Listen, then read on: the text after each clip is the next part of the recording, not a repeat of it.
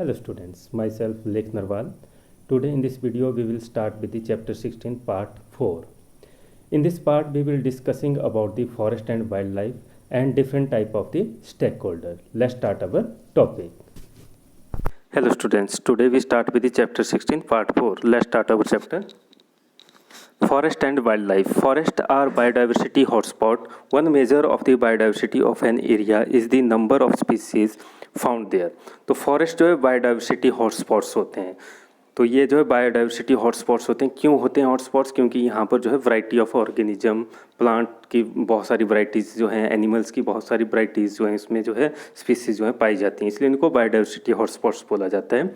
One measure of biodiversity of an area is the number of species found there. तो एक सबसे common major है biodiversity का पता लगाने का कि कितने वैरायटी के ऑर्गेनिज्म किसी एरिया के अंदर जो है पाए जाते हैं, या जो है किसी एरिया के अंदर कितनी जो है टाइप की स्पीसीज जो है प्रेजेंट हैं, या कितने नंबर में जो है स्पीसीज वहाँ पर प्रेजेंट हैं। तो उससे हमें पता चलता है उस एरिया की बायोडाइवर्सिटी के बारे में।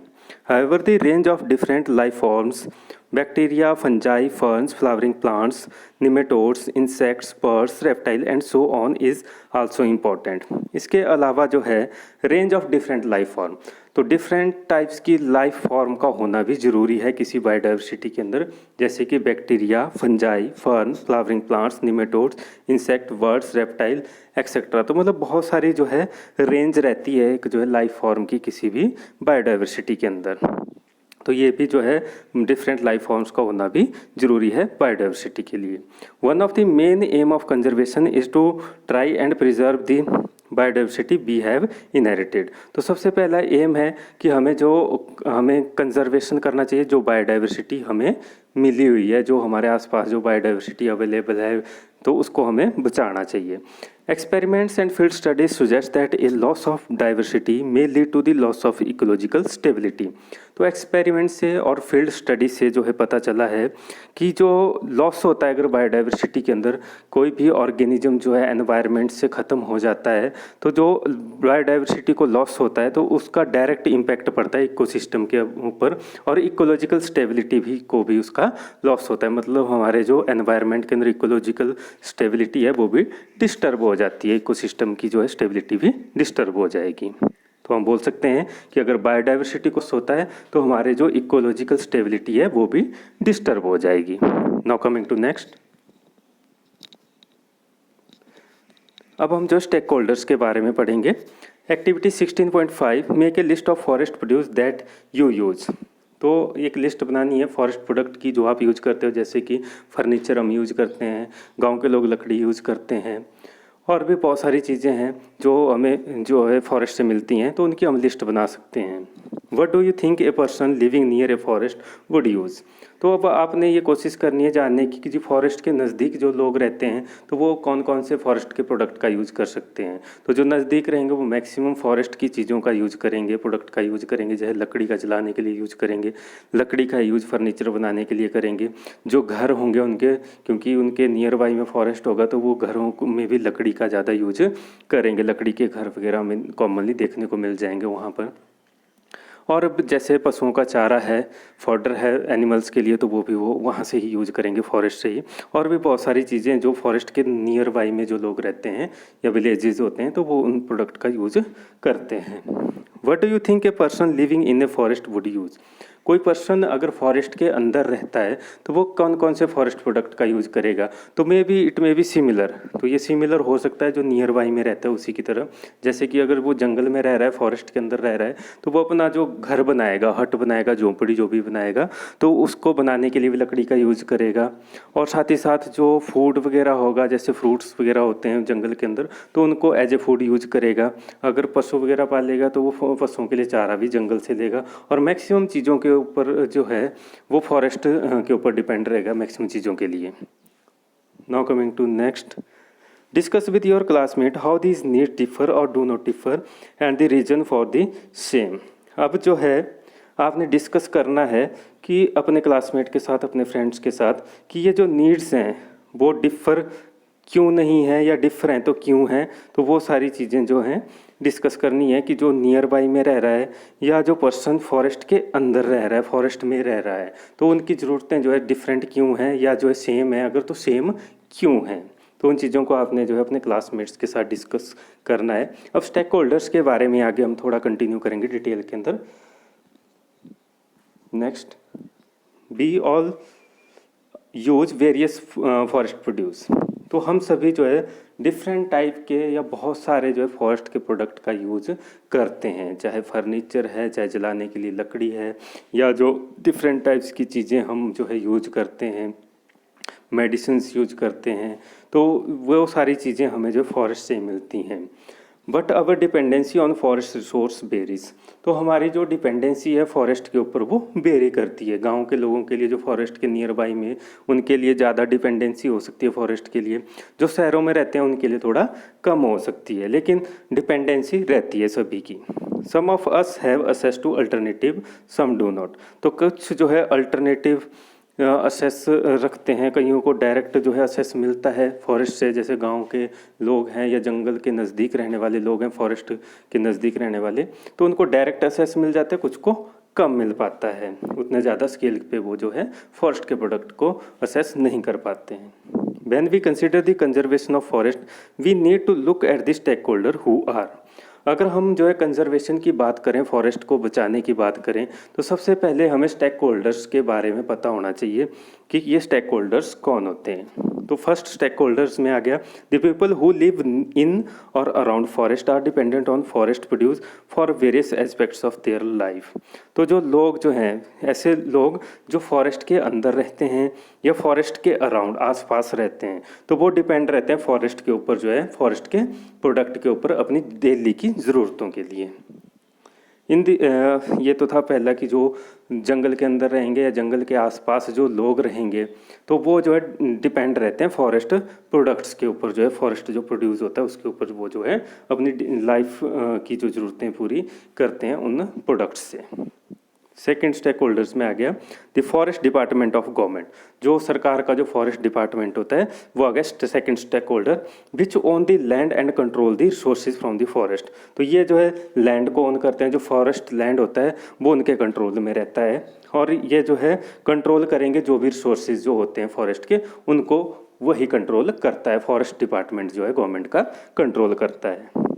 थर्ड आ गया the industrialist, from those who use tendu leaves to make bidi to the ones with paper mill। तो ये इंडस्ट्रियलिस्ट जो है डिपेंड रहते हैं अपनी इंडस्ट्री को चलाने के लिए। जैसे कि एग्जांपल दिया गया है, तेंदू लीव्स का यूज किया जाता है बीड़ी को बनाने के लिए, और जो है पेपर मिल्स में जो भी जो है फॉरेस्ट प्रोडक्ट का यूज़ किया जाएगा वो यूज वेरियस फॉरेस्ट प्रोड्यूस। और ये जब इंडस्ट्रियलिस्ट जो है बहुत सारे फॉरेस्ट प्रोड्यूस का यूज़ करते हैं, प्रोडक्ट का यूज़ करेंगे, but are not dependent on the forest in any one area. लेकिन ये जो है किसी एक पर्टिकुलर एरिया के ऊपर डिपेंड नहीं होते हैं फॉरेस्ट के जो है। ये किसी एक पर्टिकुलर एरिया से अगर ये अपना प्रोडक्ट ले लेते हैं तो उसके बाद ये किसी दूसरे फॉरेस्ट में के जहाँ से अगर ख़त्म हो गया, कोई फॉरेस्ट ख़त्म हो गया, तो वो किसी दूसरे एरिया में शिफ्ट कर जाएंगे अपने प्रोडक्ट को लेने के लिए, फॉरेस्ट की जो नीड है उसको पूरा करने के लिए। और फोर्थ आ गया the wildlife and nature enthusiast who want to conserve nature in its pristine form. तो इसमें आ गए वाइल्ड लाइफ और नेचर इंथुजियास्ट, जो मतलब नेचर से प्यार करते हैं और वाइल्ड लाइफ को कंजर्व करना चाहते हैं, तो वो इसमें आ जाते हैं फोर्थ कैटेगरी के अंदर, जो मतलब कंजर्व करना चाहते हैं नेचर को उसकी प्रिस्टाइन फॉर्म के अंदर, मतलब उसको नेचुरल फॉर्म में जो है वो रखना चाहते हैं। तो ये है 4 स्टेक होल्डर। तो सबसे पहला आ गया वो कॉमन पीपल, जो मतलब फॉरेस्ट के अंदर या फॉरेस्ट के अराउंड जो है रहते हैं। सेकंड स्टेक होल्डर आ गया जो फॉरेस्ट डिपार्टमेंट है गवर्नमेंट का, वो आ जाता है।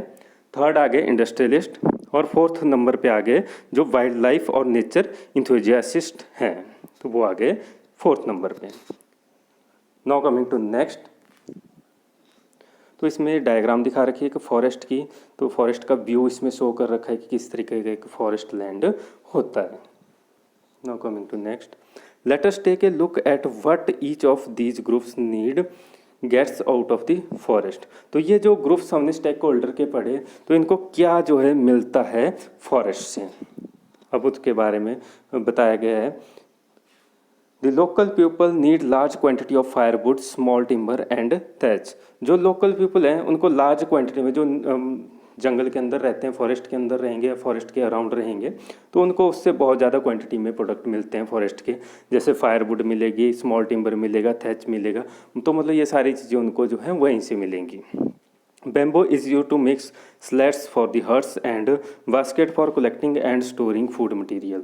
बैम्बो का यूज वो करते हैं अपने हट्स को बनाने के लिए, छतों को बनाने के लिए, घर की छतों को, and baskets for collecting and storing food material, और टोकरियाँ बनाने, बास्केट में टोकरियाँ बनाने के लिए जो है यूज करेंगे ताकि वो फूड मटेरियल को उसमें कलेक्ट कर सकें। इम्प्लीमेंट्स फॉर एग्रीकल्चर, लकड़ी के जो औजार होते हैं जो एग्रीकल्चर में यूज किए जाते हैं, तो उनको भी उसी से, फॉरेस्ट के प्रोडक्ट से ही बनाएंगे। फिशिंग इक्विपमेंट्स को बनाएंगे और हंटिंग इक्विपमेंट्स शिकार करने के लिए, and largely made of woods. तो ये सारे जो चीज़ें हैं ये सारी जो है वुड की बनी होती हैं। Also forest are site of for fishing and hunting. तो ये जो फॉरेस्ट होते हैं इनमें नदियाँ भी बहती हैं, तो वहाँ पर जो फिशिंग भी की जा सकती है, वहाँ पर जो है फिशेस को पकड़ा जाता है जो नियर बाई के रहने वाले लोग होते हैं। हंटिंग के लिए भी जो छोटे जानवरों का भी वो शिकार करते हैं फूड के लिए। तो इस तरीके से ये जो है बहुत सारी चीज़ों के लिए जो लोकल पीपल्स होते हैं फॉरेस्ट के नियर बाई में, तो वो इसका जो है बहुत सारी चीज़ों के लिए डिपेंड करते हैं फॉरेस्ट के ऊपर अपने। In addition to people gathering fruits, nuts and medicine from the forest, इसके अलावा अगर हम बात करें तो वो फ्रूट्स भी लेते हैं फॉरेस्ट से, नट्स को यूज करते हैं, मेडिसिन्स का यूज करते हैं, तो बहुत सारी चीज़ें उनको जो है फॉरेस्ट से मिलती हैं। Their cattle also graze in the forest area और feed on the other fodder which is collected from forest. तो उनके जो कैटल्स होते हैं वो जो है चरते हैं जंगल के एरिया के अंदर ही, तो मतलब जंगल में उनको छोड़ देते हैं वो जानवरों को अपने, और वहाँ पर वो घास वगैरह खाते रहते हैं। तो इसलिए जो ग्रेजिंग में भी वो फॉरेस्ट का यूज करते हैं ताकि उनको फॉडर मिल जाए। और जैसे फॉडर वो अपने जानवरों के लिए चारा भी लाते हैं, तो वो भी वो जंगल से ही कलेक्ट करते हैं। तो इस तरीके से वो फॉरेस्ट के ऊपर अपनी मैक्सिमम ज़रूरतें जो है फॉरेस्ट से ही पूरी करते हैं। Now coming to next, do you think such use of forest source would lead to the exhaustion of these resources. तो इस तरीके से अगर जो है लोकल पीपल अगर उसका यूज करते हैं फॉरेस्ट के नज़दीक रहने वाले, तो क्या जो है इससे जो है फॉरेस्ट को जो है ख़त्म हो जाएंगे, ये रिसोर्सेज हमारे ख़त्म हो जाएंगे। तो हम कह सकते हैं नहीं, क्योंकि इन छोटे मोटे यूजेस से जो है फॉरेस्ट ख़त्म नहीं होने वाले, क्योंकि वो जो फॉडर के लिए जो है पत्तियों का यूज करेंगे, घास का यूज करेंगे जंगल की, और साथ ही साथ वो लकड़ी के लिए जो सूखी लकड़ी है उसका यूज करेंगे।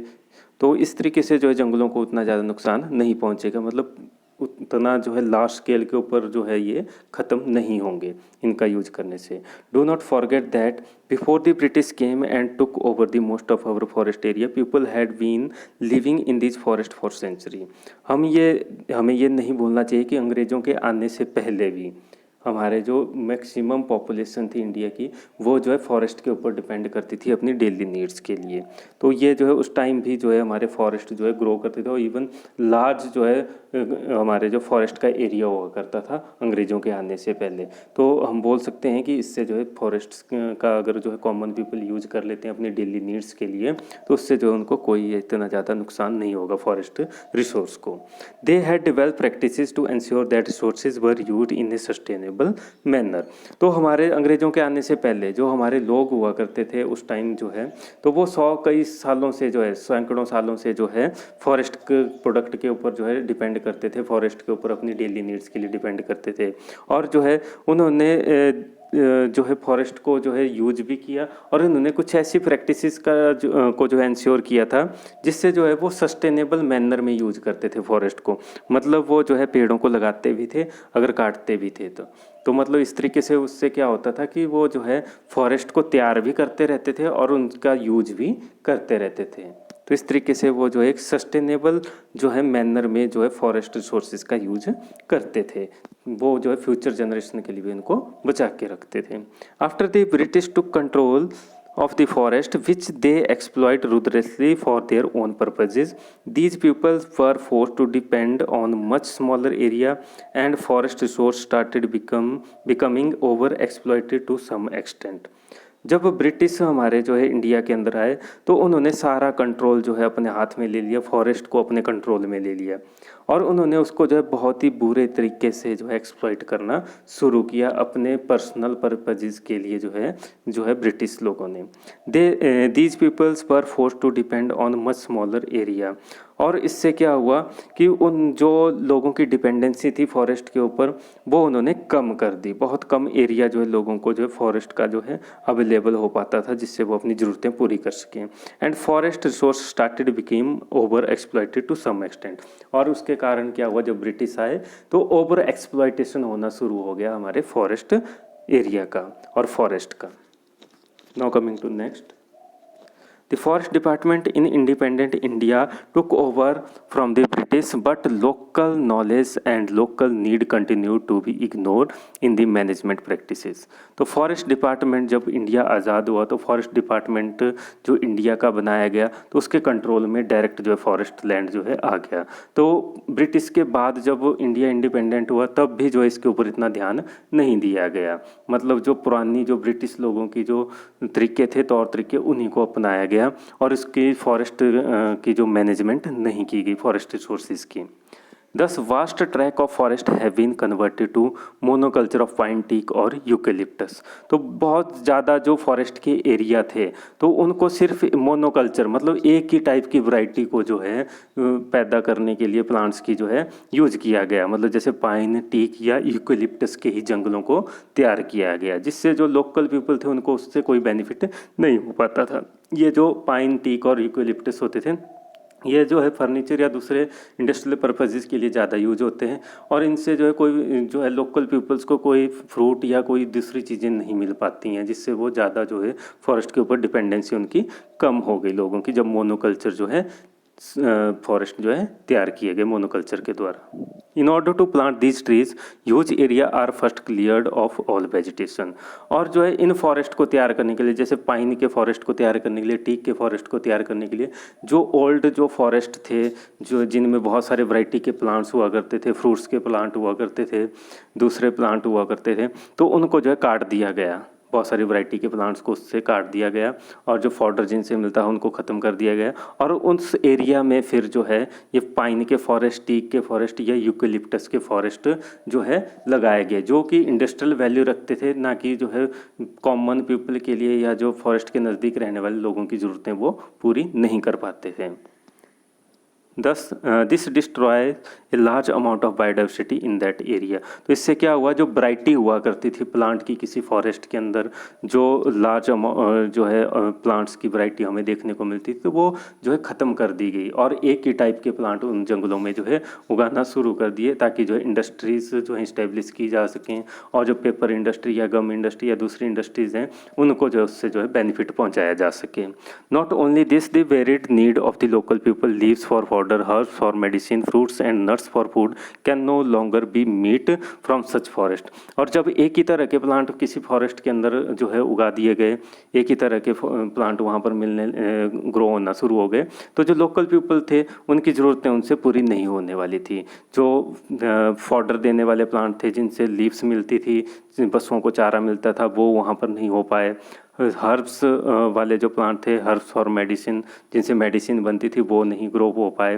फ्रूट्स लेइंग प्लांट वहाँ पर नहीं हो पाए, जिनसे नट्स मिलते थे वो नहीं हो पाए। इस तरीके से जो लोकल पीपल्स की जो डिमांड थी, जो नीड्स थी, वो उससे जो है पूरी नहीं हो पाई। इस तरीके से जो लोकल पीपल की डिपेंडेंसी इन फॉरेस्ट से हट गई। Now coming to next, such plantation are useful for the industries to assess specific product and are an important source of revenue for the forest department। और ऐसे इस तरह की प्लांटेशन करने से, इस तरीके के जो है फॉरेस्ट जो है तैयार करने से पर्टिकुलर टाइप के प्लांट के, तो उससे जो है सिर्फ इंडस्ट्री को बेनिफिट होता था, वो इंडस्ट्री के पर्पज़ के लिए जो है तैयार किए जाते थे और जो उससे जो है फॉरेस्ट डिपार्टमेंट को रेवेन्यू आता था, बस इतना ही जो है ये लिमिटेड जो है उनका जो है यूज रह गया था। मतलब फॉरेस्ट डिपार्टमेंट उससे अर्निंग करता था उन जंगलों को बेच के इंडस्ट्रियलिस्ट को, और इंडस्ट्रियलिस्ट उससे जो है प्रोडक्ट तैयार करते थे, बस इतना सा ही उसका। लेकिन लोकल पीपल को उससे जो है बहुत ज़्यादा नुकसान हुआ। Do you know how many industries are based on the forest produce. तो क्या आप जानते हैं कि कितनी इंडस्ट्री जो हैं फॉरेस्ट प्रोडक्ट के ऊपर डिपेंड करती हैं। तो अगर इसके ऊपर आप रिसर्च करेंगे तो मैक्सिमम जो इंडस्ट्रीज़ हैं वो फॉरेस्ट प्रोडक्ट के ऊपर जो है डिपेंड करती हैं अपनी ज़रूरतें पूरी करने। जैसे अगर हम एक एग्जांपल पेपर इंडस्ट्री का ही लें तो पेपर इंडस्ट्री जो है फॉरेस्ट के ऊपर डिपेंड करती है, और फॉरेस्ट्स जो होंगे पेड़ों को काट के ही जो पेपर तैयार किया जाता है, पल्प उसका बनाया जाता है, और उसके बाद जो है उससे जो है पेपर जो है इंडस्ट्रीज़ के अंदर तैयार किया जाता है। इसी तरीके से फर्नीचर इंडस्ट्री है या दूसरी इंडस्ट्रीज़ हैं तो वो भी सारी की सारी जो है डिपेंड करती हैं फॉरेस्ट के ऊपर। तो मैक्सिमम जो इंडस्ट्री हैं वो फॉरेस्ट के ऊपर ही डिपेंड करती हैं अपनी जो है ज़रूरतों के लिए। ये short count reveal timber paper lac and sports equipment. अब एक छोटा सा इन्होंने बता भी रखा है कि टिम्बर इंडस्ट्री है हमारी, वो जो है फॉरेस्ट के ऊपर डिपेंड है। Paper industry, lac industry, sports equipment जो बनते हैं वो इंडस्ट्रीज़ भी किसके ऊपर डिपेंड करती हैं, फॉरेस्ट के ऊपर जो है डिपेंड करती हैं, उनसे उनकी ज़रूरतें पूरी होती हैं। That's all in this video, thank you.